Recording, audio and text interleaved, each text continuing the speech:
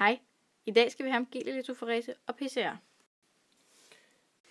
Ja, hej. Som man kan se, så har jeg om gel-elektroforese. Og man kan starte med at sige, at gel-elektroforese starter med en gelplade, som vi har den hvide her på billedet, hvor man har en stige eller en ladder, som er hævet i venstre side. I den her ladder, der putter man forskellige DNA-størrelse, der har forskellige basepar.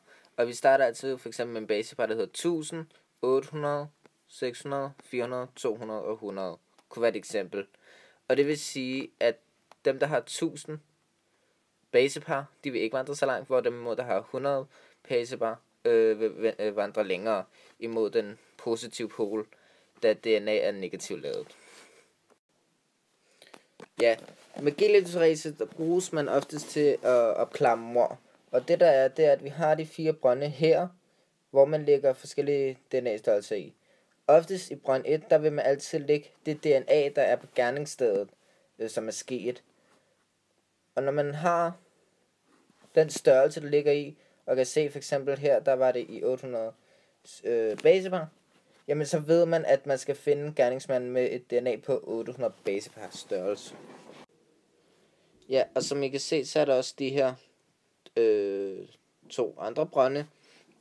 I brønd 2, der har man den mistænkte 1, hvor man tager hans længde-DNA, og så klipper det ud med restriktionsenzymer, for at få DNA i mindre størrelser, og så man kan se en struktur fra stigen af, og så selve hans DNA.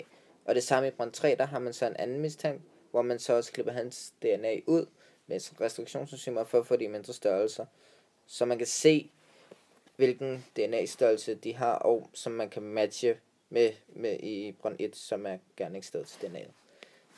Det der så er hovedpunktet på det, det er, at hvis DNA 1 har samme størrelse som for eksempel DNA 2, jamen så er det gerningsmanden, fordi de har samme struktur, og det kan man ikke ændre på. Men som I kan se på billedet, så er der ikke nogen, der har den samme struktur, så derfor er morderen endnu ikke fundet. Ja, som I kan se på det her billede, der har vi til gengæld fundet gerningsmanden. Og som I ved på forrige billede, så var det, at brønd 1 skulle matche med enten brønd 2, 3, 4 eller 5, eller hvor mange man nu har. Og som I kan se, der er stigen her, som har de forskellige basepar-størrelser. Og så er der et gerningssted her, som har en for eksempel basepar-størrelse på, lad os sige, 600 og 200. Og som man kan se her med den mistænkte nummer 1, jamen så har de faktisk samme struktur og samme basepar-størrelse, og derfor så har vi fundet morderen til det her mord her, og det er den mistænkelige 2.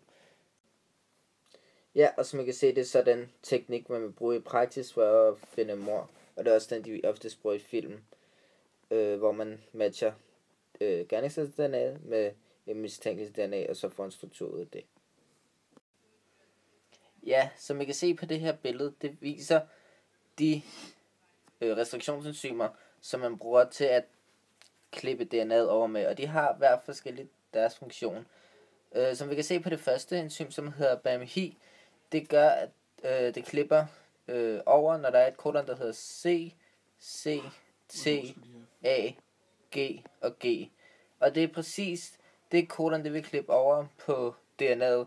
Så hvis der er 2 forskellige DNA, hvor kun det ene DNA har et kodon, der hedder CCTAG, jamen så er det kun det DNA, der vil blive klippet over og spaltes i 2.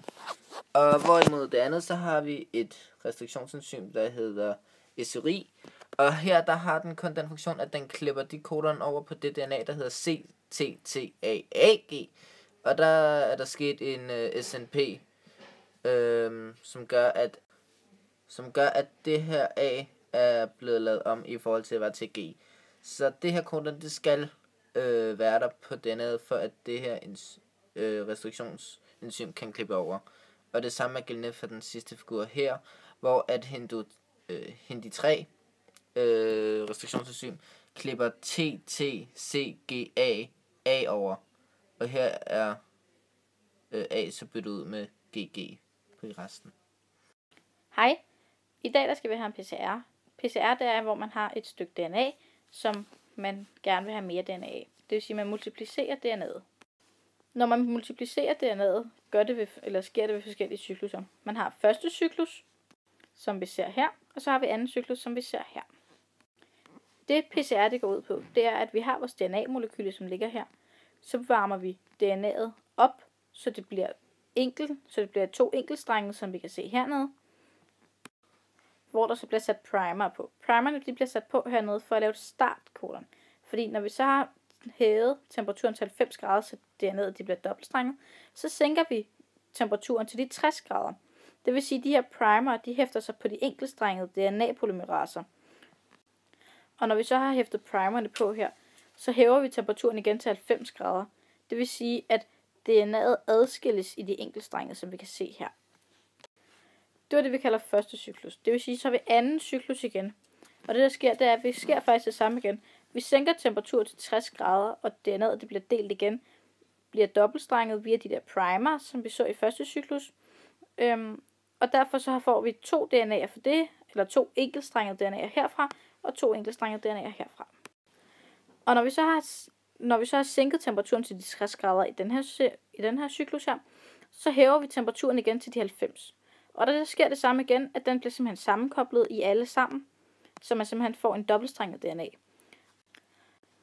Og man kan så blive ved med at lave de her cykluser, som vi har været igennem her, lige indtil man føler, at man har nok DNA. Så det PCR det går ud på, det er egentlig, at man starter med at hæve temperaturen til ca. 90 grader, bagefter så sænker man temperaturen til 60 grader igen. Og når man har gjort det nok gange, så får man så meget DNA, som man skal bruge for at kunne analysere det.